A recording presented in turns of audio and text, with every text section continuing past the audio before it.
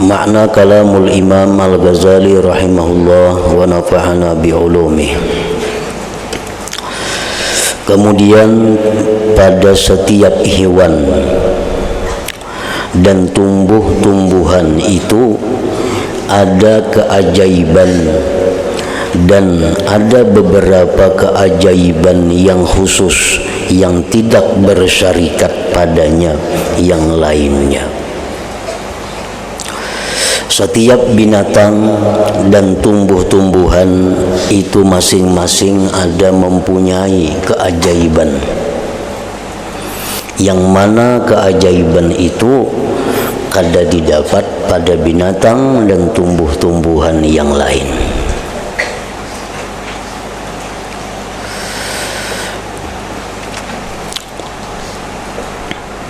Perhatikanlah kepada tahun, wanyi, dan keajaibannya. Bagaimana Allah Ta'ala memberi wahyu kepadanya itu tahun tadi.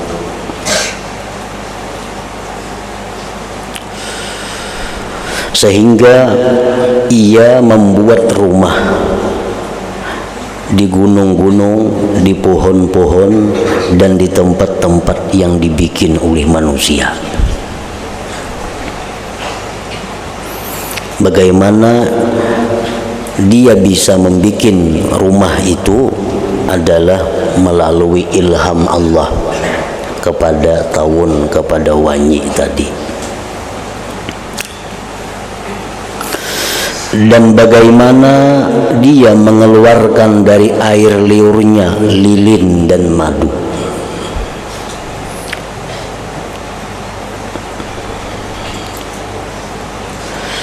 Dan dia Allah menjadikan salah satunya penerang dan yang lainnya sebagai penyembuh.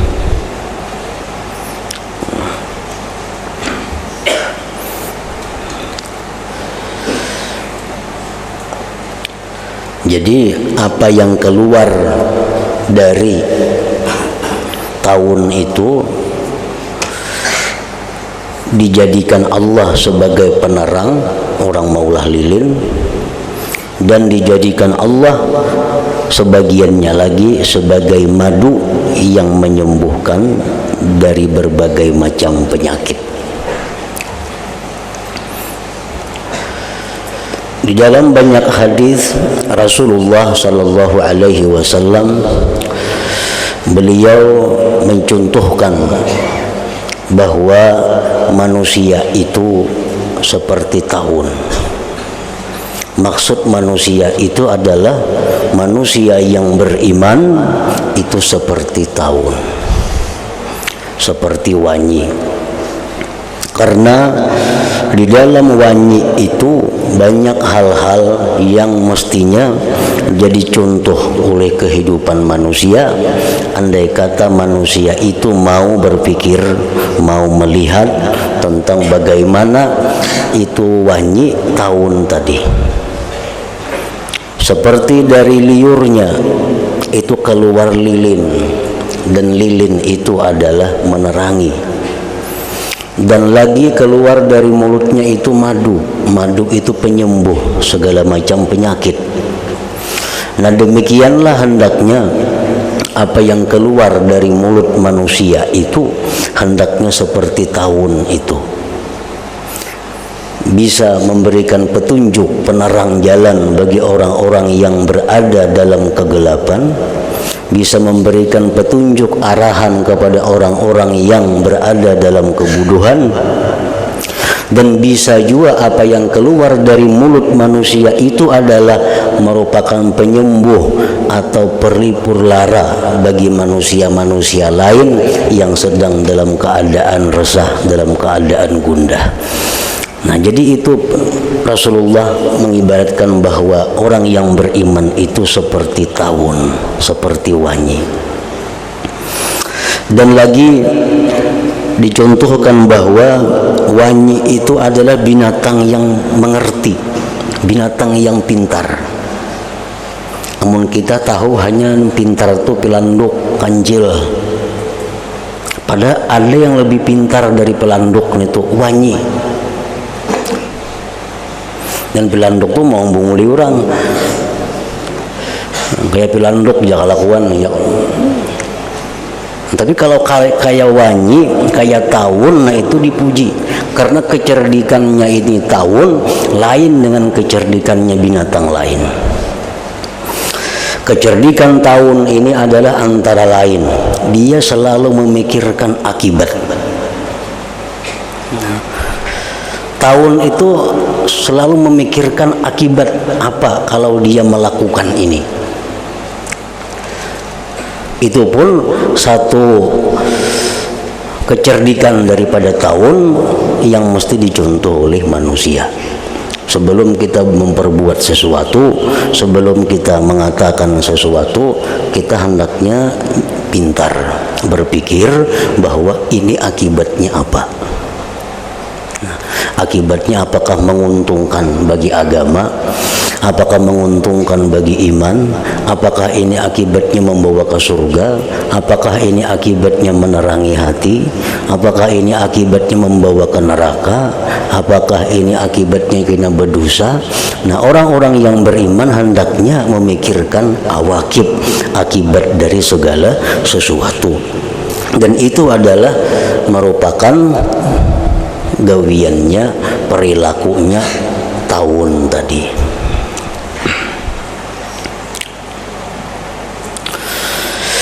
Dan bagaimana dia tawon wanyi mengeluarkan dari air liurnya lilin dan madu. Dan dia Allah menjadikan salah satunya itu penerang dan yang lainnya sebagai penyembuh. Nah, ini keajaiban daripada tawon nang kada didapat pada binatang-binatang lainnya.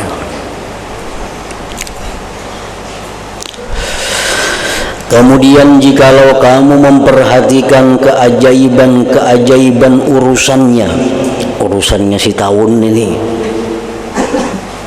kita hakun memperhatikan, kita hakun merenungkan di mana ia mendapatkan bunga-bungaan dan bunga-bunga yang putih, dan terpeliharanya bunga-bungaan itu dari najis dan kotoran. Jadi tepat ujar Nabi tadi, orang beriman itu macam tawon. Si tawon ini inya kada mau memakan kecuali bunga-bunga. Inya kada mau makan daun. Yang dimakannya itu bunga, dan bunga itu yang dimakannya itu adalah bunga yang suci dari najis dan dari kotoran. Nah, manusia yang beriman pun demikian, selalu mencari makanan-makanan yang terbaik, yang suci daripada yang haram dan syubhat.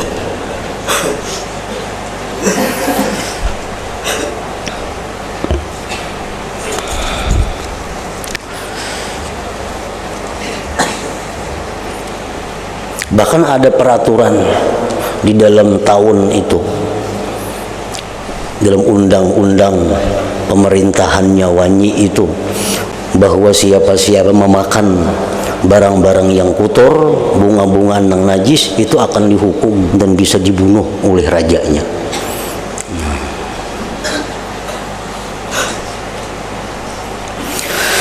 Patuhnya tawon itu pada salah satu dari kumpulannya yang lebih besar tubuhnya, dan itu adalah rajanya. Wanyi itu ada rajanya. Kamana rajanya itu tarabang, kasih itu bejurut anak buahnya. Kadang mau menyimpang, kadang mau menentang.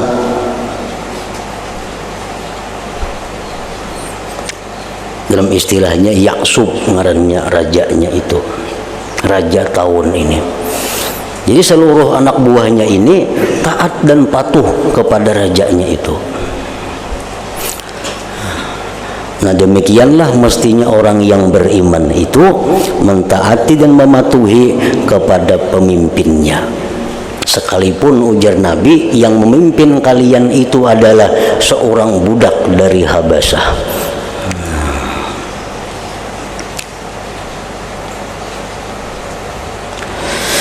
Kemudian apa yang telah diperintahkan oleh Allah Ta'ala kepada rajanya tahun itu dari keadilan dan kesadaran antara sesamanya. Rajanya tahun ini dikenal sebagai raja yang adil, raja yang insaf, yang tahu dirinya. Sehingga apabila ada temannya yang jatuh di atas najis, niscaya akan dibunuh di atas pintu pelaksanaan, pintu masuk. Jadi rajanya tahun ini orangnya tegas. Siapapun di antara kawan-kawannya bila ada yang jatuh kepada najis, memakan makanan yang najis, itu hukumannya dibunuh, dimatiinya. Karena kalau tahun ini makannya najis, kena liurnya tuh kada jadi penyembuh lagi, kada jadi penyembuh lagi dari berbagai macam penyakit. Nah untuk menjaga kemurnian itu, maka si raja ini diberi tugas oleh Allah untuk menjaga anak buahnya ini jangan sampai memakan bunga yang kotor, apalagi yang najis itu.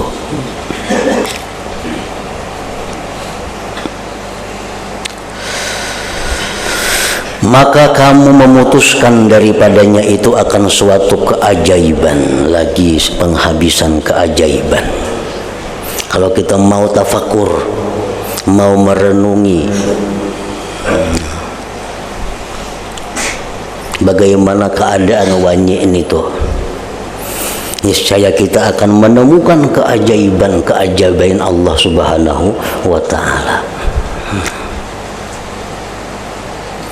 Bagus lagi sambil maunjun bawa sarang wanyi ini tuh, nah tuh pas maunjun bawa sarang wanyi, jadi tafakur, oh ini sarang wanyi bagusnya ini maulah, jadi biar kada bulihi maunjun bulihi pahala. Kan maunjun itu bisa orang saya sarangnya itu umpannya itu sarang wanyi, nah dibawa ke situ kemari. Nah, cuma jarang ada tukang unjun yang mau tafakuran itu. Jangan mau tafakurnya kada mau unjun, karena banyak gawian lain yang lebih bermanfaat daripada maunjun itu. Nah, di hadapannya ada contoh perbuatan Allah, bagaimana Allah menciptakan keajaiban tahun tadi, wanyi tadi.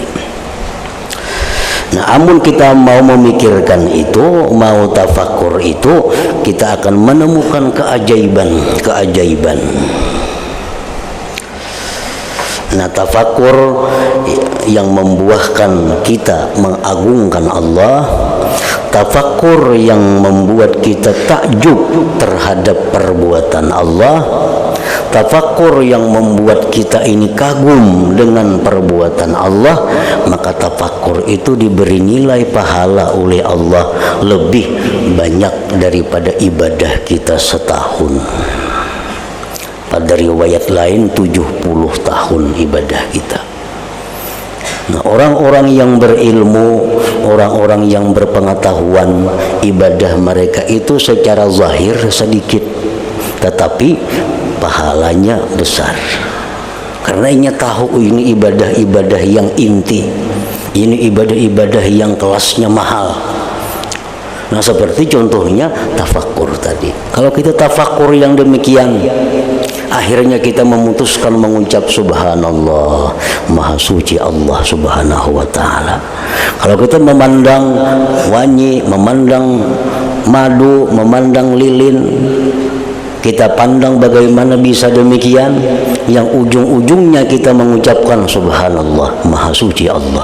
Nah, tafakur seperti itu nilainya lebih baik dari ibadah setahun sampai 70 tahun. Jadi di akhirat kayaknya jangan bingung melihat kawan di surga, nah di tingkat tinggi, nang kawan-kawannya bubuan Nabi, bubuan Siddiqin, seorang di surga nang kelas ekonomi. Maka apa itu di surga nang tinggi, maka sembahyang malam masa terbanyak aku, membaca Quran asa terbanyak aku juga, bersalawat terbanyak aku juga. Kenapa aku di surga nang di sini, inya di atas? Sekalinya orang itu kada kelihatan amalnya. Nah, apa amal yang kada kelihatan itu antara lain tadi tafakkur tadi. Nah, tafakkur. Segala sesuatu yang kita lihat, segala sesuatu yang kita saksikan, itu kalau kita mau tafakkur, kita akan mengagumi perbuatan Allah Subhanahu wa taala. Kada usah nukar sarang wanyi ke pasar nang lain-lain, pada itu banyak jalan untuk tafakkur. Karena setiap apapun yang di bumi ini dan di alam manapun, kalau kita mau merenungi, mau menghimati, kita akan menemukan keajaiban perbuatan Allah Subhanahu wa taala. Habib Ali bin Muhammad Al-Habsyi Sahibul Maulid, beliau mengatakan, kalau engkau hendak berjalan menuju kepada Allah, kalau engkau hendak dapat ma'rifat kepada Allah, gurunya banyak. Begitu kau buka pintu rumah, kamu akan bertemu dengan gurunya yang mengantarkan kita kepada ma'rifat itu. Karena jauh-jauh kita buka pintu rumah, kita sudah bertemuan lawan guru kita. Maksudnya apa? Segala apa yang kita pandang, yang kita lihat itu adalah jalan kita sebenarnya untuk ma'rifat Allah. Kita buka rumah, kita melihat pohon, kita buka rumah, kita melihat kendaraan, kita buka rumah, kita melihat binatang-binatang. Nah, itu kalau kita ulah guru, kalau kita jadikan bahan untuk tafakkur, itu menyampaikan kita kepada ma'rifat dengan Allah Subhanahu wa taala.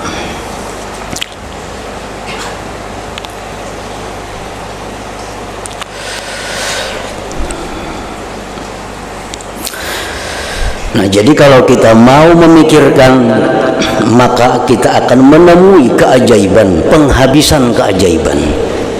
Jikalau kamu mau melihat pada dirimu sendiri dan kamu kosong dari memikirkan perutmu, kemaluanmu, nafsu syahwat dirimu, pada memusuhi teman-temanmu dan menyayangi saudara-saudaramu. Nah, ini nang maulah sibuk kita kada sempat tafakkur itu. Karena alat tafakkur ini kita gunakan kepada yang lain-lain yang mestinya kada kasana penggunaannya. Alat tafakkur ini sebutingannya di awak kita. Tuhan maulahkan kada dua. Itu Al-Quran sudah menyatakan bahwa Allah membikin alat tafakkur dalam diri manusia itu hanya satu. Amana kita tafakkur, yaitu yang kita pikirkan. Selama kita memikirkan tentang urusan perut kita, kita memikirkan untuk urusan nafsu syahwat kita, kita memikirkan musuh-musuh kita memikirkan orang-orang yang kita sayangi. Nah, alat tafakkur kita habis tak kesana, sehingga kita kada sempat lagi tafakkur kepada yang mendatangkan faidah manfaat lawan diri kita.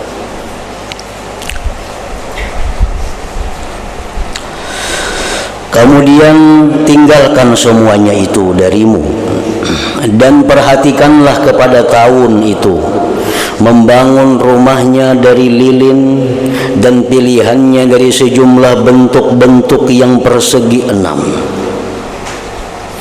Ia tidak membangun rumah yang bulat, yang persegi 4 dan persegi 5, akan tetapi ia membuat rumah sarang yang persegi 6. Imam Ghazali ini sini sudah kira-kira melihat itu. Sarang wanyi itu kada ada segi 4. Inya maulah kada mau segi 4. Kada maulah sarang wanyi ini 1/5 segi 5 kada mau. Maulah bulat kada mau juga. Pasti wanyi itu maulah sarang bentuknya segi 6. Nah, itu ada khususnya, ada rahasianya. Kenapa si wanyi ini baulah rumah nangka itu putungannya? Itu Allah yang memberikan ilham kepada wanyi ini, itu mesti baulah rumah nangka ini nang bagus rumahnya.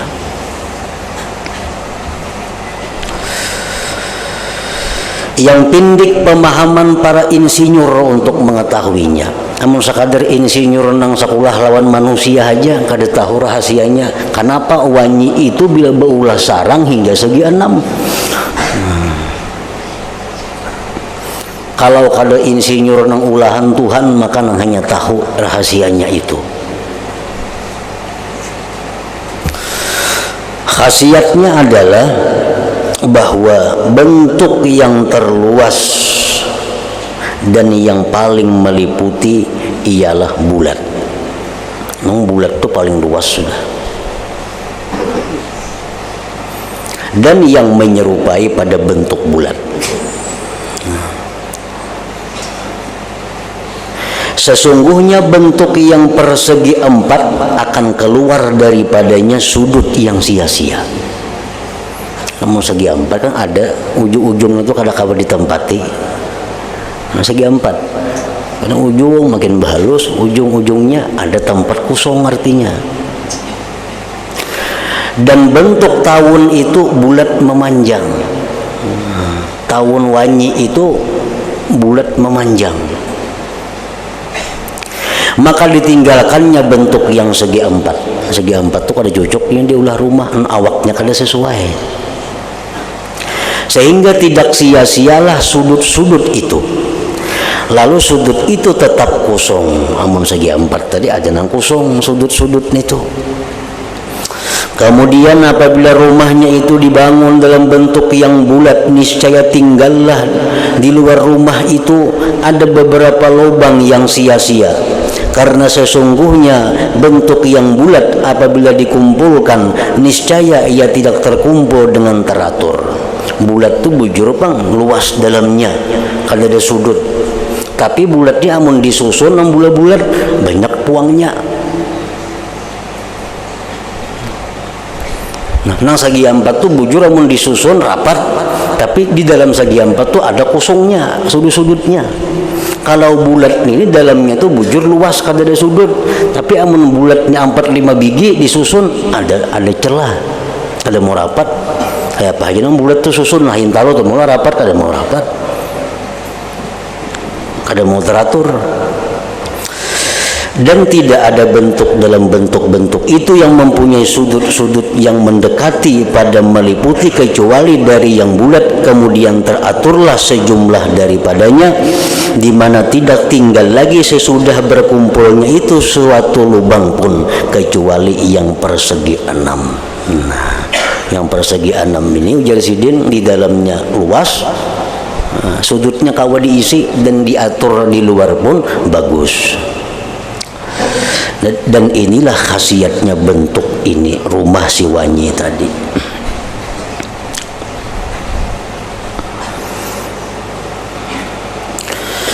Maka perhatikanlah bagaimana Allah Ta'ala mengilhamkan kepada tahun pada bentuk tubuhnya yang kecil dan lembut pendiriannya, karena kasih sayang dengannya dan memperhatikan dengan keberadaannya dan sesuatu yang ia berhajat kepadanya, supaya ia merasa enak dalam kehidupannya. Diulahkan sampai urusan maulah rumah pun diberi ilham oleh Tuhan. Nah, jadi wanyi-wanyi ini binatang selalu dapat ilham oleh Allah untuk kebaikan dirinya. Sebagai halnya manusia pun demikian. Manusia ini setiap saat dikirimi oleh Allah ilham-ilham untuk kebaikan dirinya. Nah, cuma si wanyi ini bedanya lawan manusia. Setiap ada ilham dari Allah, wanyi selalu memakai ilham itu. Ada ilham dari Allah langkah ini langsung dilaksanakan oleh wanyi. Ada ilham langkah ini untuk bikin ini dilaksanakan oleh wanyi. Nah, sehingga si wanyi ini kehidupannya selalu dalam kebaikan dan dalam manfaat kepada yang lainnya. Nah, manusia pun setiap saat, setiap napas ini selalu dapat ilham dari Allah, baik melalui mata, baik melalui telinga, baik melalui penciuman, baik melalui rasa. Semua itu ilham dari Allah untuk kita ini berada di jalan yang baik. Nah, tapi kadang-kadang manusia ini kadang mengindahkan ilham Allah itu. Nah, kadang-kadang manusia ini kadang memakai lawan ilham itu. Sehingga akibatnya manusia ini selalu kadang memakai ilham-ilham itu, ilham jadi putus, kadang menyambung lagi, seolah-olah manusia itu kadang diberi lagi petunjuk oleh Allah. Padahal petunjuk itu selalu mengalir kepada kita setiap saat.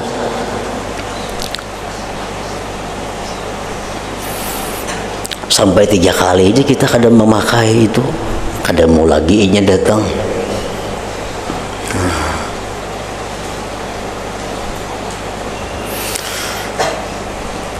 Nah, jadi tahun ini selalu diberi Allah petunjuk untuk menuju, untuk menjalani kehidupannya. Kita misal, nah di dalam guring, kita mimpi ada pertemuan orang mulia. Siapakah? Orang saleh.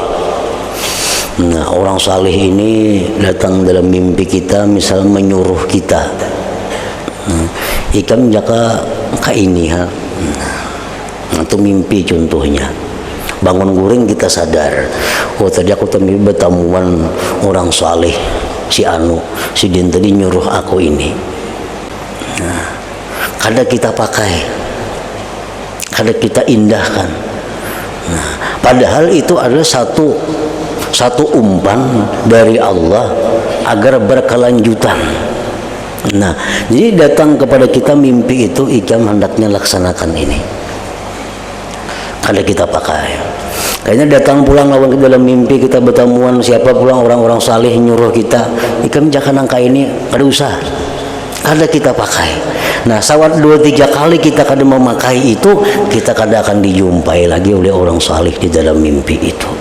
Sudah hilangnya. Oh, orang ini kada memakai juga jarinya. Nah, kada mau lagi datanginya. Nah, sedangkan kita hendak jadi orang baik itu, kita mesti setiap saat memerlukan arahan-arahan. Kalau kita ingin jadi orang yang mulia, kita setiap saat mesti ada petunjuk. Nah, bila kita kadang memakai petunjuk itu, petunjuknya putus, kita akan menjadi tersesat di tengah jalan ini. Maka ambillah i'tibar, ambillah pedoman dengan sinar cemerlang yang sedikit ini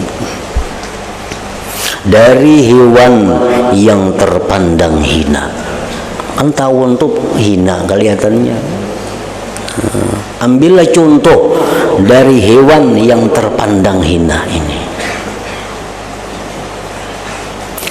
Tinggalkanlah darimu akan keajaiban-keajaiban kerajaan bumi dan langit. Kada usah ke situ-situ berpikir. Kada usah mengukirakan bulan purnama, bintang, matahari, planet, ketinggian itu. Nah, nyata-nyata di hadapan kita binatang yang dipandang hina. Sesungguhnya kadar yang telah sampai pada pemahaman kita yang singkat daripadanya itu menghabiskan umur. Wanyi haji sabuting amun kita hakun tafakur, habis umur kita, kada habis lagi keajaibannya itu. Banyak keajaibannya tanpa memperoleh kejelasannya. Kada kau menyimpulkan kita. Dan tidak ada bandingan bagi apa yang diliputi oleh ilmu kita kepada apa yang diliputi oleh ilmu para ulama dan anbiya. Ilmu kita dibanding dengan ilmunya para ulama, para anbiya, ilmu kita kada napa-napanya. Dan tidak ada bandingan bagi apa yang diliputi oleh ilmu makhluk, semuanya kepada apa yang dipilih oleh Allah Ta'ala dengan ilmunya. Ilmu para nabi, ilmu seluruh ulama, dibandingkan ilmu Allah kada napa-napanya.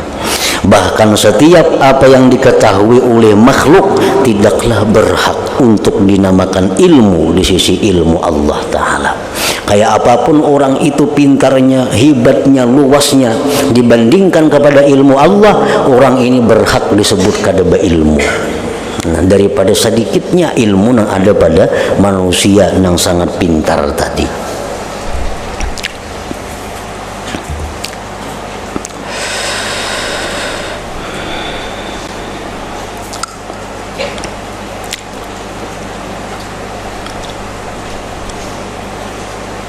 Maka dengan memperhatikan pada ini dan yang semisal dengannya, bertambahlah makrifat yang diperoleh dengan dua jalan yang termudah.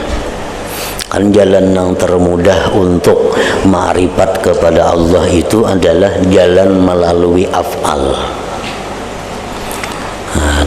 Jalan melalui af'al, artinya jalan melalui tafakkur makhluk Allah. Jalan melalui tafakkur makhluk Allah. Tunggu bijian kita tafakkur, itu akan membuahkan kita kepada mengenali Allah.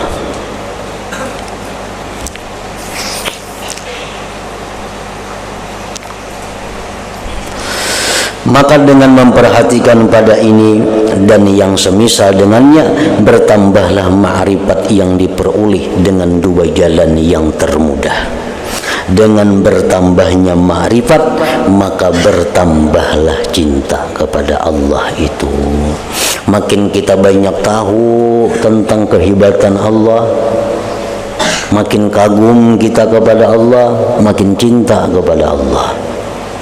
Nah, makin sedikit kita tahu, makin sedikit kita ilmu, makin sedikit kita tafakkur, makin sedikit dapat ma'rifat, makin sedikit juga dapat cinta kepada Allah. Maka jikalau kamu mencari kebahagiaan bertemu Allah Ta'ala, amun hendak bahagia bertemu Allah, amun hendak senang bertemu Allah, lezat bertemu Allah, maka limparkanlah dunia di belakang punggungmu. Dunia itu hendak di belakang aja artinya. Karena memang kita setiap hari ini membelakangi dunia. Jadi amun dunia ini kita hendak di belakang kita, itu memang sewajarnya. Karena setiap hari kita membelakangi dunia menghadap kepada akhirat. Nah, amun dunia ini kita hendak di muka kita, akhirat itu lindung kada kelihatan lagi. Nah, ini yang membuat kita buntu daripada tafakkur hal-hal seperti ini. Kita melihat di televisi umpamanya, nah, ada kadang-kadang acara yang mengisahkan tentang bagaimana hewan, nah mulai inya makan sampai inya guring, inya kawin, inya beranak. Itu semua kalau kita melihat dengan tafakkur, kalau kita melihat dengan mengembalikan itu kepada kehebatan perbuatan Allah, itu menambah nilai tambah kita, menambah ma'rifat kita kepada Allah. Habiskanlah umurmu untuk selalu berzikir dan tafakkur. Habiskanlah umurmu untuk selalu berzikir dan tafakkur. Semoga kamu memperoleh keuntungan daripadanya dengan kadar yang sedikit. Seapa ada kadarnya kita dalam dunia ini dibanding dengan yang akan kita hadapi. Semoga kamu memperoleh keuntungan daripadanya dengan kadar yang sedikit, akan tetapi kamu akan memperoleh dengan kadar yang sedikit itu kerajaan yang besar yang tidak ada akhir baginya. Nah, di dalam wazifah para aulia, artinya wazifatul ayyam para aulia, di dalam tugas-tugas harian para aulia itu kalau kita lihat manakib-manakib mereka, bukan hanya sembahyang berjamaah, bukan hanya membaca Quran, salawat, tapi termasuk tugas mereka itu adalah tafakkur. Itu ada. Nah, jadi habis subuh ada waktu sedikit disediakan untuk tafakkur. Karena kamarian ada waktu disiapkan untuk tafakkur. Tafakkur yang mereka itu adalah tafakkur yang pertama, tafakkur tentang perjalanan diri. Nah, yang kedua, tafakkur tentang af'al Allah Subhanahu wa taala. Tafakkur tentang perjalanan diri artinya tafakkur, oh diriku sudah sekian umur, hari ini bertambah pulang sehari. Nah, ibadahku bertambah kada tahu. Dosaku bertambah kada nyata. Itu kalau amun dosa nyata bertambah, amun ibadah kada tahu diterima kada diterimanya. Nah, tafakkur itu mengakibatkan kita merasa hina. Kenapa merasa hina? Merasa dosa ada, ampunannya kada jelas. Merasa hina. Nah, di saat kita merasa hina itu, disitulah turun rahmat Allah kepada kita. Nah, di saat kita hina itu, disitulah limpahan rahmat Allah berikan kepada kita. Nah, tafakkur, hari ini bertambah pulang umur, makin jauh dengan dunia, makin parak mati menghadap Allah. Banyak dosa yang dilakukan, mun ingat akan dosanya. Bahari pernah juntan pun orang, bahari pernah menipu orang, si pulan tuh pernah aku tipu dulu, aku bunguli, ingat akan itu satu persatu. Nah, sedangkan amal ibadahku ini belum tentu diterima Allah. Barangkali aku makan haram, barangkali aku ini, sehingga ibadahku ini tertolak. Nah, jadi aku ini kalau dosa sudah nyata banyak, ibadah belum tentu. Kalau dosaku ini banyak, ibadahku ini belum tentu, berarti aku ini sangat hina di sisi Allah Subhanahu wa taala. Nah, di saat kita merasakan hina itulah Allah memberikan rahmat kepada kita. Itu tafakkur bab pertama. Nah, itu tugas para gawian harian daripada para kekasih Allah.